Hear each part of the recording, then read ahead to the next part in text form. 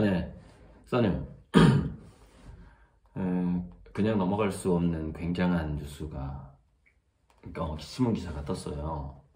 와, 저는 되게 막 이런 거 보면은 정말 동기부여와 막 소름 돋고 막 이런데 이제 이 기사에 대한 링크는 이제 제가 직원을 시켜서 달도록 할게요. 제가 안 달고, 그래서 이제 이렇게 직원한테 카톡으로 보내면 직원이 내 아이디로 유튜브 들어와서 달고, 뭐 해설란에 달고, 이런 식으로. 제목이 이거예요. 금융 긴축에도 미술 시장은 독립적으로 성장. 근데 지금은 더더욱 지금 세계 경제하고 미술 시장하고는 별개로 더 성장하고 있고, 2008년 금융위기 때도 심지어 성장을 했으니까요, 미술 시장이. 그래서 자, 뭐 상하이 경매가 25% 낙찰됐다 뭐 등등등 나오는데, 여기서 제가 전에 유튜브에서 계속 이야기했던 거하고 관련된 내용이 나옵니다. 그래서 제가 깜짝 놀란 거예요. 이런 날이 올 것이다 제가 얘기했거든요, 예전에. 자, 크리스티 경매 부회장 인터뷰예요. 에벌린 린이라고, 누구냐면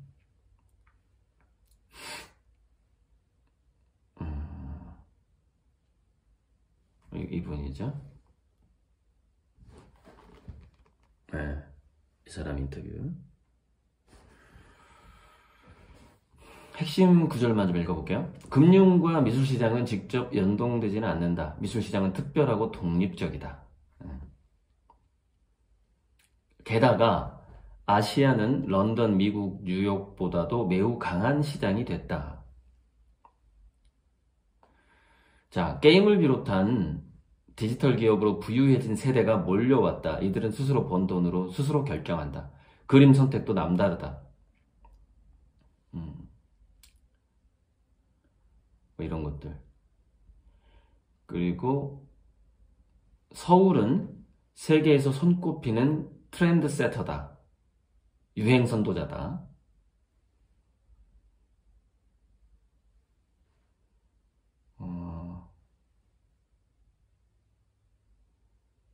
한국에선 거의 매주 혹은 격주마다 경매가 열리고 있다.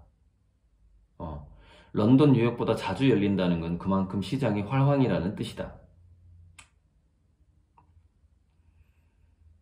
자, 이제 제가 꼭 말하고 싶은 중요한 문구가 나옵니다.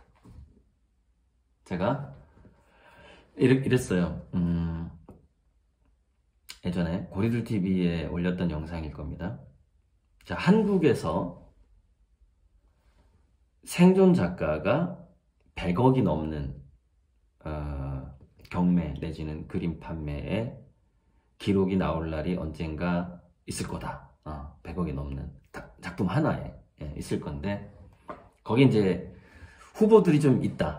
후보들이 좀 있는데 예를 들자면은 글쎄 저는 이우환 작가는 거기까지 올라가기에는 지금 꺾였다라고 봐요. 그 추세가 꺾였다. 이우환 작가는 이렇게 보고, 그 다음에 조금 가능성 있는 한국 화가가 좀 많이 알려지고 지금 충분히 건강하고 나이도 뭐 저보다 한 7살 많으니까, 그분이 서도호라는 선배예요. 제 과 선배죠. 그리고 그리고 누군가, 제가 모르는 누군가. 그래서 몇 명이 젊은 50대 60대 작가겠죠. 40대가 100억 넘게 팔기는 좀 한국에서 분위기는 좀 어려울 것 같고, 아무튼 50대 60대 작가가 중에, 생존 작가 중에, 김한기는 이제 돌아가신 분이니까, 생존 작가 중에 국내에서 판매가 되는데 100억이 넘는 작가가 나오는 때가 조만간 이제 온단 말이에요. 그러니까 한 3년 내에는 오겠죠. 3, 4년 내에는. 근데 그 얘기를 이 사람이 합니다. 김한기 우주가 세운 132억 원의 기록은 한국에서 깨질 수 있을까? 우주는 정말 작가 최고의 시기, 최고의 화법으로 그려진 작품이다. 중요한 거는 그 작가의 전성기 때 가장 유명한 화법으로 그려진 것, 그것이 늘 최고가까지 가니까. 그래서 제가 그림 빨리 받는 게 그리 좋은 건 아니다, 이렇게 말씀드린 거예요. 그런 게 나오고. 여기 한 명 더 나오네. 이우환, 박서보도 좋은 기록을 세우고 있는 세계적인 작가다. 그때 지금 박서보 선생님은 건강이 너무 안 좋으셔요. 그러니까 조만간 진짜 부고 그 이효령 선생 느낌 나버려요. 이렇게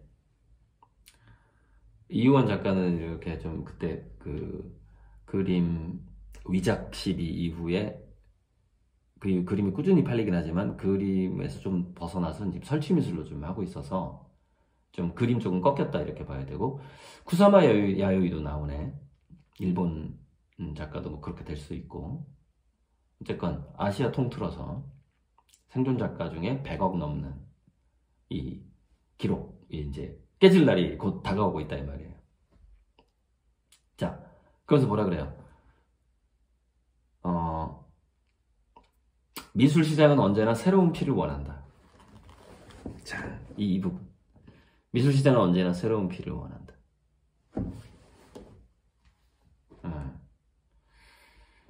이 새로운 스타, 이 새로운 피, 새로운 스타가 제가 되도록 정말 제가 열심히 노력을 한번 해보겠습니다. 그 NFT 같은 경우에도 NFT의 결과적인 미래는 밝죠. 지금 제가 과정에 좀 문제가 있을 거다 이렇게 얘기했던 거고, 저는.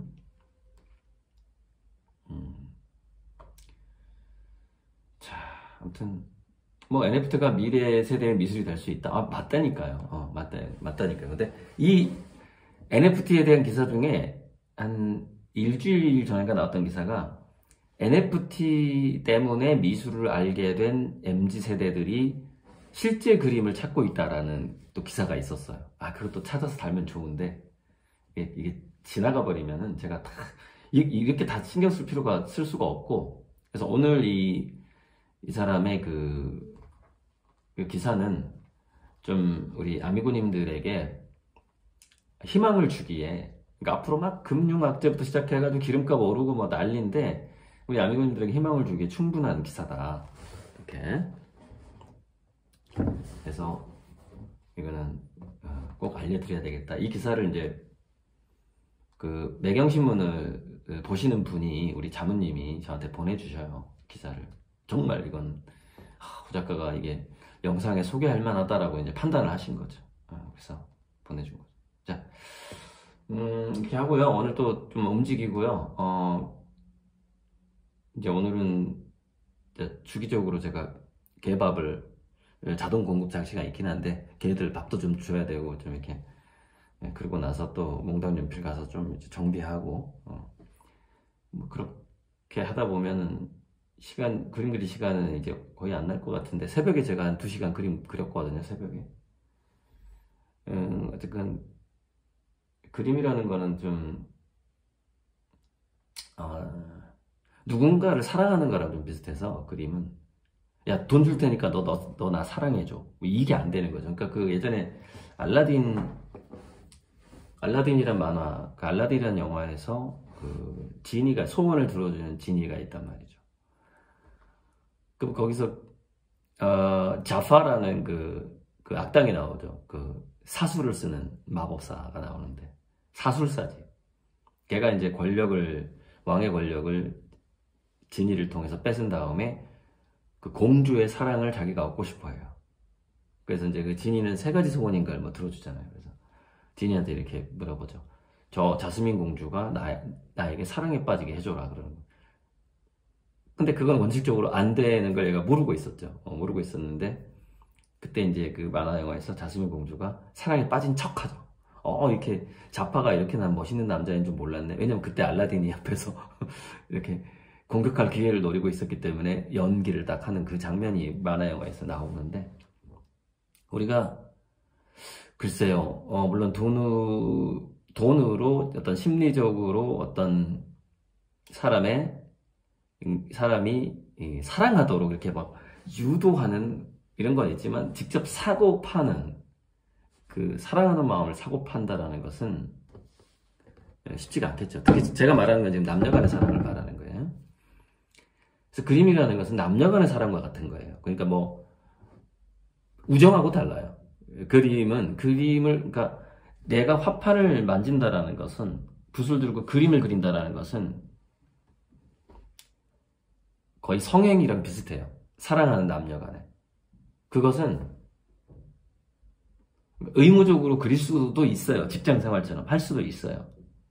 그러나 저는 그만큼 이제 그 캔버스와 저와의 그 어떤 그런 터치가 그 남녀 간의 그 열정적인 사랑처럼 이루어지길 바라는 것이죠.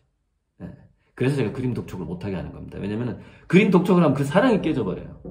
그래서 그림 독촉하면서 한 사람 나오면 거의 일주일간 기분이 나빠요. 그냥 내가 무슨 창녀나 창남이 된 것 같은 느낌이 드는 거예요. 네. 그렇잖아요. 야, 내가 돈 줬는데 왜 그림 빨리 안 줘? 막 이래봐요. 그 사람이 후원자예요. 화가의 정신을 무너뜨리는데, 영혼과. 그래서 어쨌건 그래서 지금까지 약간 독촉성 발언을 하면 바로 환불해가라고 이렇게 해버렸고, 독촉성 발언하는 사람들은요 이자를 주긴 주거든요. 절대 2배 안 줍니다. 네, 2배 안 주고, 그거는 그냥 제가 오히려 내가 먼저 환불해 가서로 얘기를 하지 않아요. 계속 내가 그 사람을 기분 나쁘게 만듭니다. 그런 다음에 그 사람 입에서 환불하게끔 만듭니다. 왜? 그 사람 입에서 환불하게끔 만들어야 내가 이자만 주면 되는 거. 사실 이자도 안 줘도 돼요. 원래 환불 요구는 원금만 주면 되는 거, 법적으로. 하지만 저는 이자를 줍니다. 손절할 때는 더 주고 손절한다 그랬죠. 자, 그런데 이제 제가 조금 더 나중에는 제가 먼저 계약 파기합시다. 그렇게 말한 사람이 이미 제가 2배 주고 계약 줄 테니까 계약 파기합시다라고 말한 사람이 한 7명 정도 되는데, 앞으로 더 많아질 수 있습니다.